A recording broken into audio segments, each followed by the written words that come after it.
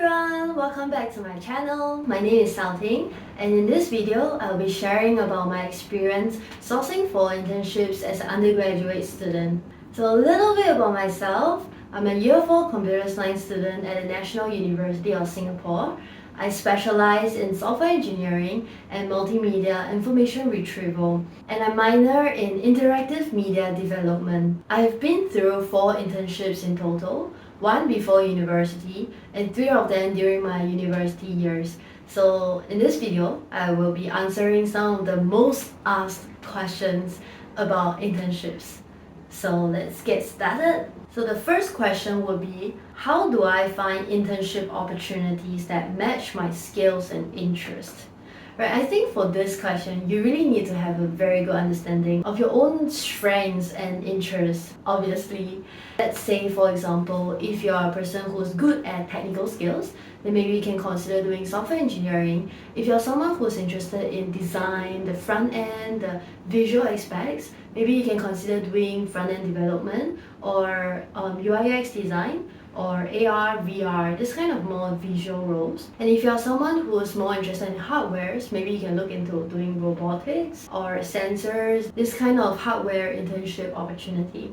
And there's a lot more also. There's infrastructure, there's security, there's network, there's project management, and so on. So really there's a wide range of internships role available. So just try to find which one you're interested, or at least interested to find out more about, and just try it. For those of you who don't really know what are your strengths and what are your interests, it's okay. Because I have to be honest, I have no clue what I wanted to do when I was in year 1 and year 2. I didn't know what was my strength, and I didn't know what I was interested in. I think one advice I would give is to really talk to a lot of people.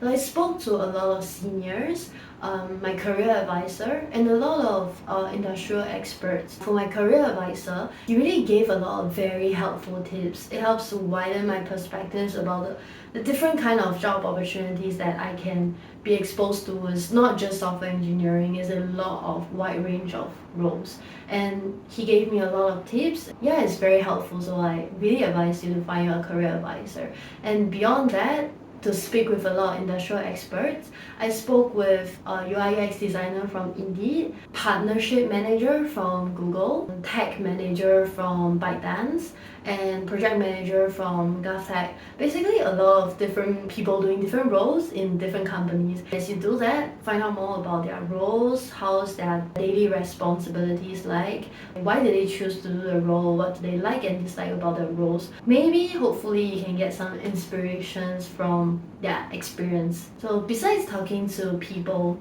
I think what you can try to do is also to look into what is the requirements in your school, right? So for those of you who are looking to do credit-bearing internships, you can't really just choose to do anything you want to do. You have to do something that fits into your internship requirement. So for example, in NUS computer science, we cannot do UI/UX design, we cannot do project management, we cannot do tech consultant role. Basically anything that can be done by non-CS students, we can't really do them as a credit-bearing internship. You can try to ask your school and look into the requirements, and if you don't really know what is your interest, then maybe you can start from just trying out anything that you can do. Keep your mind open, keep your options wide, just try something, and from there you will be able to find what you like and what you don't like about that internship. Yeah, so that's how you slowly get to learn more about yourself. And the second question would be, what are the best websites or platforms to look for tech internships? Somehow, a lot of people ask me these questions, but really I just use Google. Okay, beyond Google, there's also websites like LinkedIn, Glassdoor, and Indeed. So it's a lot of this kind of career websites. I think there's no specific ones that you must use. Just try to apply to as many as you can, look into as many websites as you can, as long as they are not, suspicious. Just try to apply everywhere. One tip I will give is that for companies that you really are interested in, for example, the bigger ones like Apple, Google, Amazon, I will advise you to apply directly through their website because the response you get will be faster because from the HR perspective, you're applying through a third party and you're applying through their main portal. It's different portals, and they tend to respond faster to their own main portal. So if you are really interested in a certain companies, I will advise you to look into their website and just apply directly from there. Third questions would be, what should I include in my resume or CV when applying for a technical internship? For a typical resume, it will include information like your personal information, education, your own skill sets, your experiences, your projects, maybe some of your CCA or leadership abilities and other additional information. So these are just some of the sections that you may include in your resume. So some of the tips that I would give is that try to write your resume in one page and in point form. Try to start your point form with action verb. So for example, like implemented, build, manage, led. Basically this kind of word that shows a lot about what you did. And for your point form, try to talk about what you contributed, the skill set that you used in that contribution and the impact of that contribution. I can't stress how important it is to include the impact because this is something that I used to neglect. And I found out after I had the consultation with my career advisor. It's really important because it really made your resume a lot more impactful than just describing what you did. So for example, you can say things like implemented a front-end website using React that is used by more than 1,000 users. With that impact, immediately it scales up your project and it shows how much your contribution benefited the company. Another tip, you can try to build a master resume. So in this master resume, you have all your experiences, all your projects, and all your skill sets. Based on the roles that you're applying to, you be selective about your experiences. You choose some of the experience that is relevant to the job description, and you make customized resume for this specific role. Having customization is really very important. Make sure you try to match as much keywords as possible and try to select experiences that match with the requirements. A lot of the companies will use algorithms or automation system to do the resume screening. So by matching keywords and make sure that you really fit the kind of skills that they are looking for, it really helps the algorithm to pick up your resume a lot better than a normal general resume. As you're applying, you'll realize that some of the company, they will require you to submit a CV or a cover letter. I would say that if you can afford the time and effort, just try to make one. It can be generated from a certain kind of template. So once you come up with a template cover letter, the body will be about the same because it's talking about your own experience. You just have to change the beginning, the intro and the conclusion to fit the specific companies that you are applying to. So for example, the intro, you can explain why you are interested in this company, what's attractive about this company to you. And you can just change that for different company, but actually the experience should be about the same. It sounds like a lot of things to do, I know.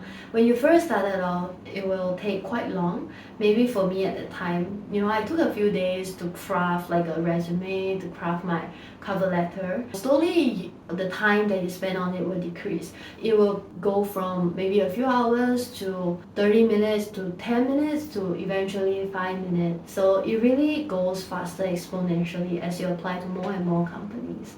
So the fourth question will be, what is the typical application timeline for summer internships in tech? I would say usually company opens their application at about end of year, so around October to December-ish. And that's the time that most of us are applying for summer internship. And by the end of next year, January, most of the people will be able to already confirm their internships at that time. Here is one tip that I would give you is that really try to start as early as possible because finding job is really first come, first serve. I know it's difficult to start early because there are exams exams, there's a lot of school is very busy, there's a lot of homework, and you have other commitments in clubs and societies. I know, but like if you think about it, this is the period of time where most of the people will be too busy to apply to jobs. You know, the smartest people in your school, they are also having trouble taking out time to apply for jobs. So this is the best time when you apply because you have the least number of competitors and you really can try to stand out as much as possible. So I think the easiest period of time is the earlier you start, it's easier for you to get a job.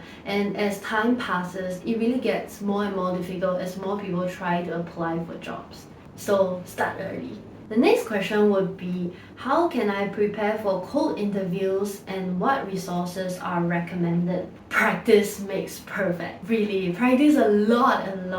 And you can use websites like LeetCode or HackerRank. Usually, a lot of companies will use HackerRank for your tech interview. So just really make a lot of practice. You just keep doing questions. It really helps. So what are the topics that you should practice on, right? Because there's so many things about algorithm and what should you focus on, right? One tip I would give is that you can try to do a bit of research. You can read up on reviews on career websites like Glassdoor or Indeed. Some people they will share their interview questions and you will be surprised that they are surprisingly very relevant, and maybe you'll even get the exact same topic as them. It's really helpful. This is one of the major hacks that I found over 4 years. I wish someone would have told me that in year 1 and year 2. I didn't know that. Just try to do a lot of practice. If you can commit the time, try to do LeetCode practice, at least one question every day. Just be consistent with your practice and make sure that you are getting used to the algorithm and getting used to problem solving. Yeah, for a few months. I would say that even if at the end of the day, during your interview, you don't get the same exact questions as what you have done before, it still helps a lot because with more practice, you gain more confidence and you'll feel less nervous in an interview. This is so important because I still remember when I was doing my first few technical interviews, I was so nervous that my whole body was shaking. I couldn't solve even the most simple questions. So really, once you're more confident, once you're used to solving problems, it really gives you a lot more peace and it really helps you to perform well in an interview. So yeah, being in the right mental state, being in a peace of mind, it really comes with practice. And the last question would be, how can I effectively network with professionals in the tech industry to find internship opportunities? I think this is something that most people will neglect because even for me, when I was in year 1 and year 2, I didn't really recognize the importance of networking. It was only after year 3 and year 4 that I started to go for a lot of career workshops, sharings, fireside chats, and just company visits. It's so important to network with these people because these are the people that will share with you a lot of insider information that you can never find online. For example, their culture and some of the internal policies of the company. It will help you to decide whether this is the right company for you. And also, when you are crafting your CV or when you are doing your behavioral interviews, it's a big plus to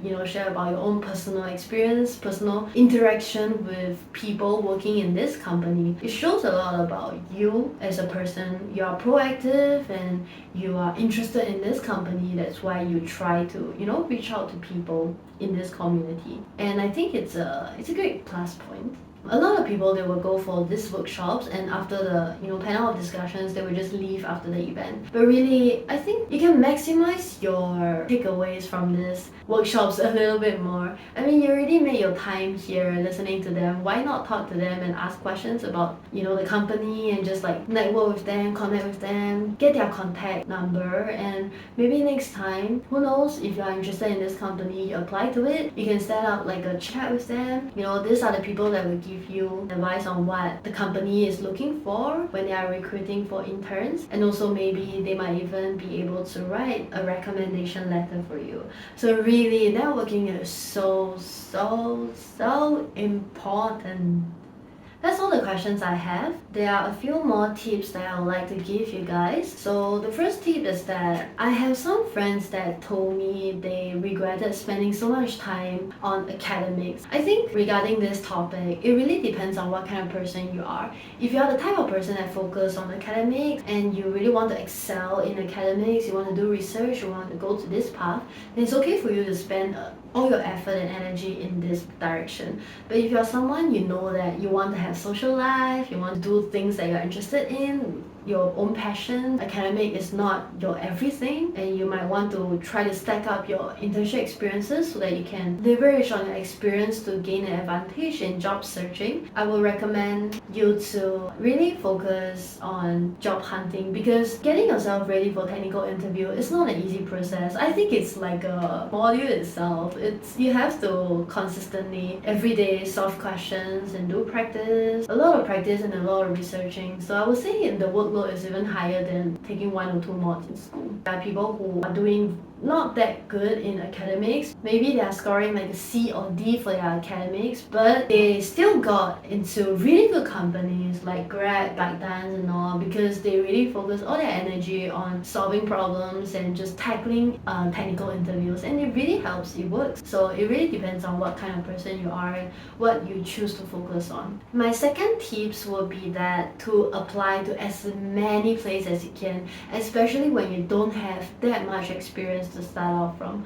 This is especially relevant for year ones and year twos who don't really have much projects, who are still not very strong in their technical aspects, just doesn't have a lot of experience, and you don't have much to show on your resume. Then I think this is when you can really try to work harder, put in more time and effort, and show to people that you are proactive in learning and you are willing to learn. When I was in year one and year two, a target that I gave myself was to apply to more than 100 companies. I know it may sound like a lot, especially because you have to customize each resume and cover letter for each company, but I think it really does work out because I didn't have much experience to start off with, so I really didn't mind trying out anything. And in a situation where I know that my technical skills may not be as high as other people, I'm willing to put in extra effort and additional time because I want an internship badly. Yeah, so no harm giving more of your energy and time in job searching. Apply to a lot of places. You will increase your chance of landing a job.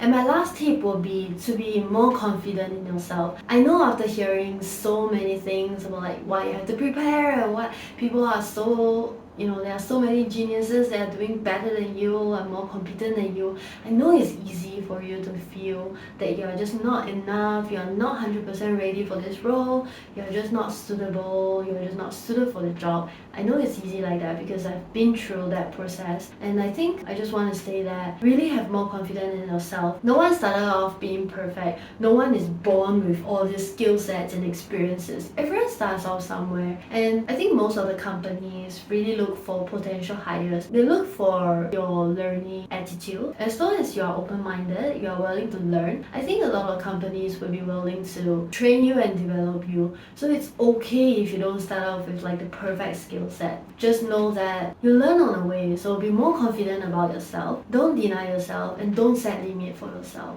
Yeah, so that's all I have to share for this video. Thank you for watching till the end, and I wish you all the best for your job hunting. Thank you for watching, and see you in my next video. Bye bye.